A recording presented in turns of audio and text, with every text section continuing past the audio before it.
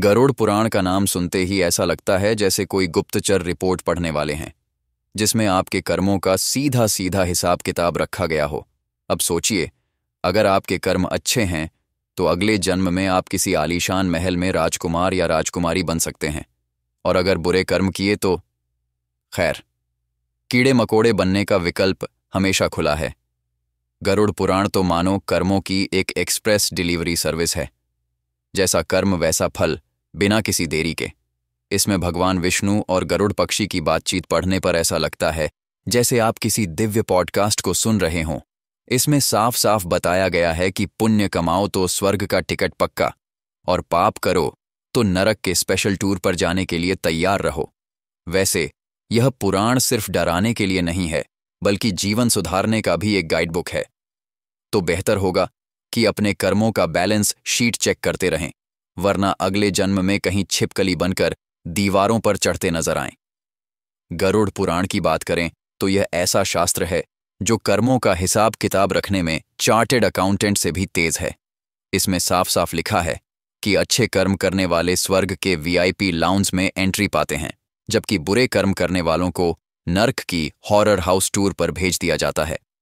और अगर आप सोच रहे हैं कि बस इतना ही है, तो रुकिए, यहाँ तो गधे, कुत्ते, बिल्ली, सांप, बंदर, गिरगिट और यहाँ तक कि पेड़ पौधों तक में जन्म लेने की संभावनाएं बताई गई हैं। मतलब, अगर आपने इस जन्म में गड़बड़ की है तो अगले जन्म में आपको गधा बनकर गाड़ी खींचनी पड़ सकती है। अब जरा सोचिए, जब बच्चा जन्म लेता है और उसमें कोई शारीरिक दोष होता है तो विज्ञान कहता है कि यह जेनेटिक या मेडिकल कारणों से हुआ है, लेकिन गरुड़ पुराण इसे पिछले जन्म के कर्मों का पेंडिंग बिल मानता है।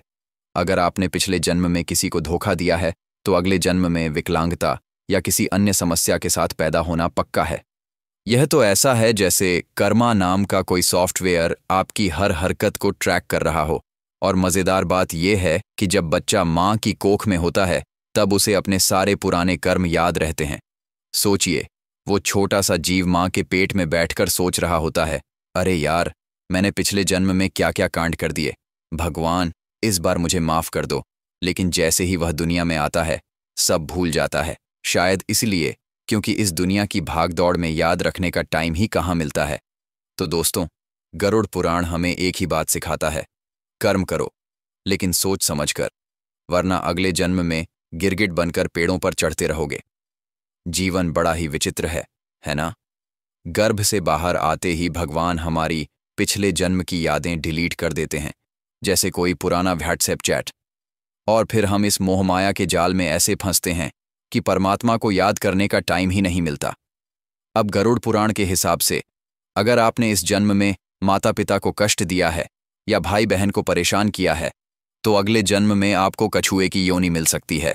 सोचिए, 200-300 साल तक कछुए की गति से जीवन बिताना, मतलब स्लो मोशन लाइफ का असली मतलब समझ में आएगा। और अगर किसी पुरुष ने महिलाओं जैसा व्यवहार किया तो अगले जन्म में स्त्री बनने का टिकट कंफर्म। अब ये मत पूछिए कि महिलाओं जैसा व्यवहार का मतलब क्या है, क्योंकि गरुड़ पुराण ने इसे बड़ा ही रहस्यमयी रखा है। और हाँ, बंदर की बात करें तो मनुष्य योनि का मतलब यह नहीं कि आप बंदरपने से बच गए। अगर कर्म सही नहीं किए तो बंदर की तरह पेड़ों पर झूलते हुए अगले जन्म में मिल सकते हैं। तो जनाब, समझदारी इसी में है कि इस जन्म में अच्छे कर्म करें और भगवान का नाम जपें, वरना अगले जन्म में आप कछुए की स्पीड से 300 साल तक पछताएंगे, या फिर पेड़ों पर उछल कूद करते समय सोचेंगे कि काश पिछले जन्म में थोड़ा सुधर गया होता। गरुड़ पुराण की बात करें तो यह ऐसा शास्त्र है जो कर्म और फल के गणित को इतने छटपटे अंदाज में समझाता है कि सुनने वाला सोच में पड़ जाए। अब देखिए, अच्छे कर्म करने वालों को स्वर्ग का टिकट मिलता है और बुरे कर्म वाले सीधे नर्क एक्सप्रेस में सवार हो जाते हैं। लेकिन मज़ा तब आता है जब यह बताया जाता है कि अगर आपने पिछले जन्म में गड़बड़ झाला किया है तो अगला जन्म किसी गधे, गिरगिट या सांप के रूप में हो सकता है। सोचिए, गधे के रूप में जन्म लेकर आपको दिन रात बोझ उठाना पड़े और लोग ऊपर से गधा कहकर ताने भी मारें। अब बात करते हैं इंसानी जन्म की। गरुड़ पुराण कहता है कि शिशु माँ की कोख में रहते हुए अपने पिछले जन्म के सारे पाप पुण्य याद करता है। सोचिए, बेचारा बच्चा वहां उल्टा लटका हुआ सोच रहा होगा, हे भगवान, इस बार तो सुधर जाऊंगा।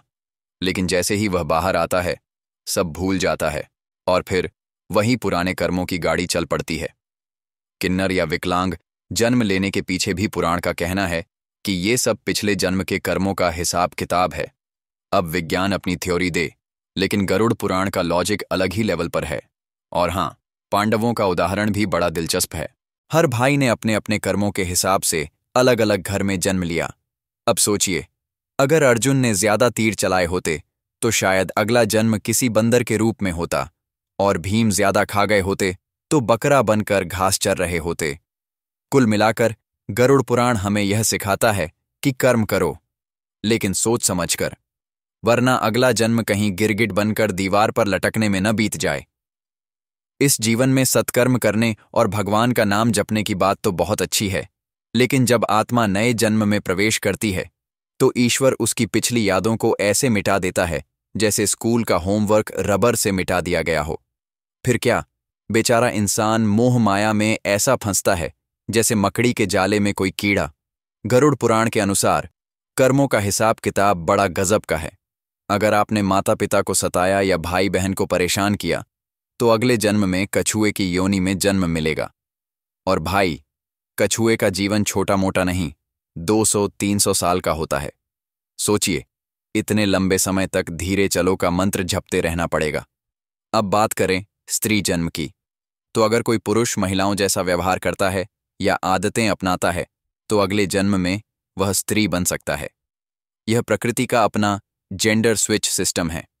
और अगर बंदर की बात करें तो मनुष्य योनि का मतलब यह नहीं कि आप बंदर जैसे उछल कूद करें और अगले जन्म में सीधे जंगल का टिकट कटवा लें। कर्मों का खेल बड़ा मजेदार है, पर इसे हल्के में मत लेना, वरना अगले जन्म में कौन सी योनि मिलेगी ये सोचकर ही सिर चकरा जाएगा। गरुड़ पुराण के अनुसार कर्मों का फल इंसान को न केवल इस जन्म में बल्कि अगले जन्म में भी भुगतना पड़ता है। अब सोचिए, अगर आप अपने सच्चे दोस्त का अपमान कर रहे हैं तो अगला जन्म गधे की योनि में होगा। गधे का जीवन वैसे भी 25-30 साल का होता है, और अगर आपके पाप हल्के फुल्के हुए तो शायद जल्दी ही छुटकारा मिल जाए। लेकिन सोचिए, गधा बनकर बोझा ढोते हुए कर्मों का फल समझने का अनुभव कैसा होगा। अब आते हैं कुत्ते की योनि पर।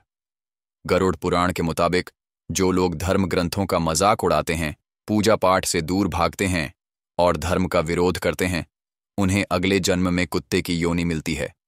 खैर, कुत्ता बनकर वफादारी तो सीख ही लेंगे, लेकिन धर्म का अपमान करने की सजा इस तरह भुगतनी पड़ेगी, यह शायद ही किसी ने सोचा होगा। और हाँ, मृत्यु के समय भगवान का नाम लेना न भूलें।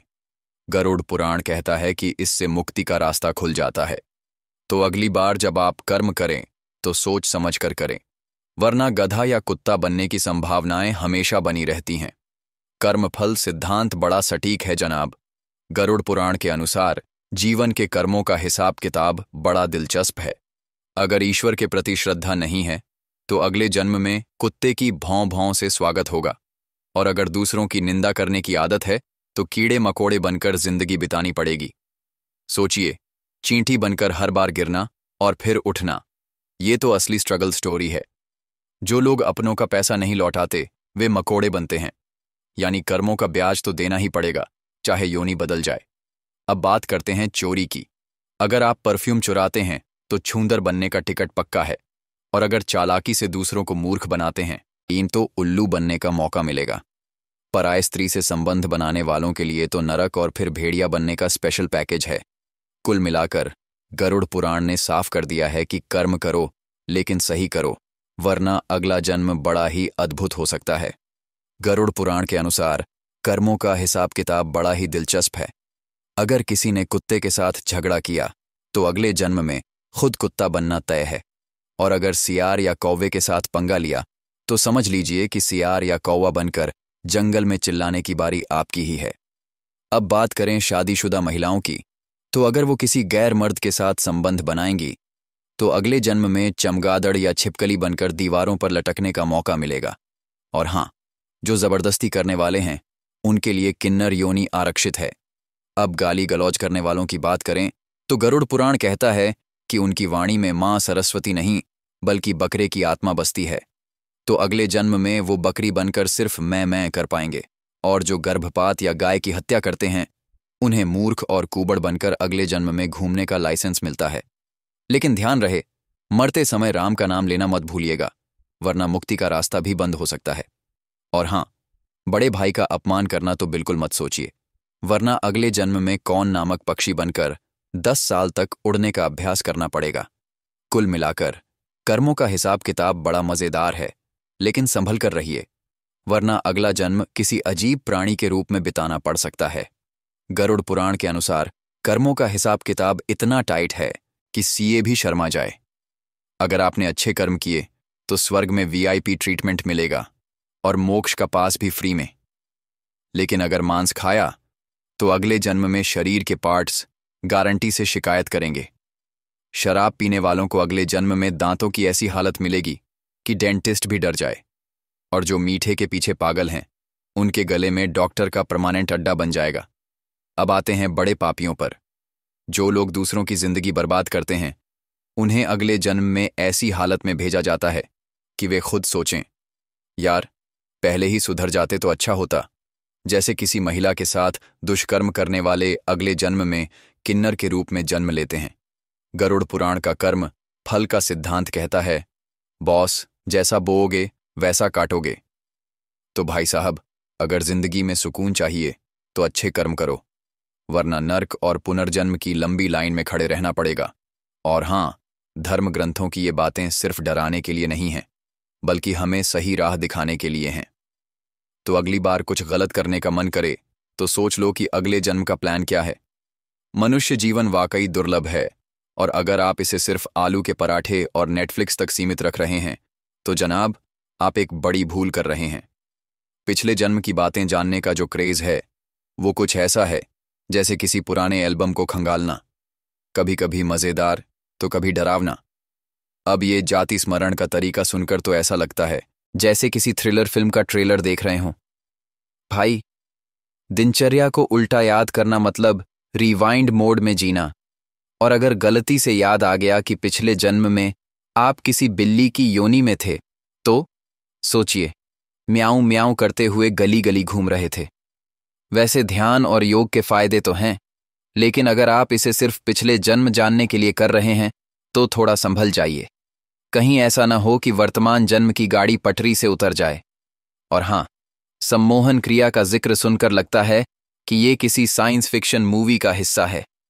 पर एक बात जरूर है, अगर आप इस सब में सफल हो गए और पिछले जन्म की यादें सच में जान लीं तो कमेंट करके जरूर बताइएगा कि आपने कौन कौन से अच्छे कर्म किए थे। वैसे अगर कुछ याद ना आए तो परेशान ना हो, शायद पिछले जन्म में आप छुट्टी पर थे। तो दोस्तों, आज का वीडियो यहीं समाप्त करते हैं। अगर आपको हमारा ये छोटा सा प्रयास पसंद आया हो तो लाइक का बटन दबाने में कंजूसी मत करना।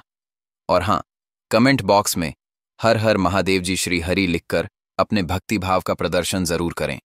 आखिरकार भगवान भी देख रहे होंगे कि कौन कौन से भक्त डिजिटल युग में भी एक्टिव हैं। तो चलिए, अगली बार फिर मिलेंगे एक नए मजेदार और ज्ञानवर्धक वीडियो के साथ। तब तक के लिए खाओ पियो, मस्त रहो, कर्म सुधारने का प्रयास करो और भगवान का नाम लेते रहो। हर हर महादेव।